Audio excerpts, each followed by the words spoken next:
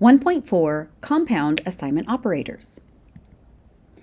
You are already familiar with the assignment operator. We've used it to initialize variables and assign values to them. We've also used them to change or assign new values to variables. Compound assignment operators, plus equals, minus equals, multiply equals, divide equals, modulus equals, can be used in the place of an assignment operator. The term compound means more than one. You might notice that compound assignment operators are made up of two operators. What do you notice in the following program? What is happening when assignment operators are being used? How is the variable x changing?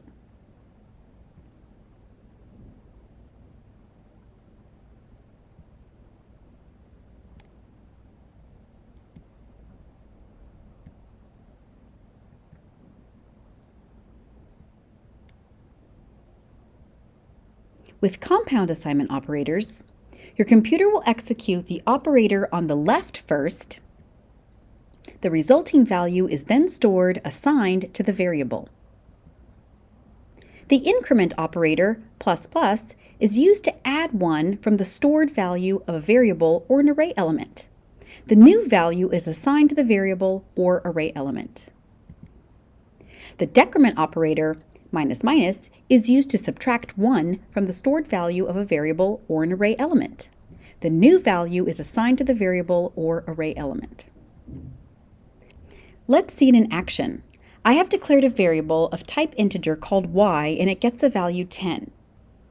I am using the increment operator to add 1 to the value stored in variable y. Again, I am using the increment operator to add 1 to the current value stored in variable y. I am now using the decrement operator to subtract 1 from the current value stored in variable y.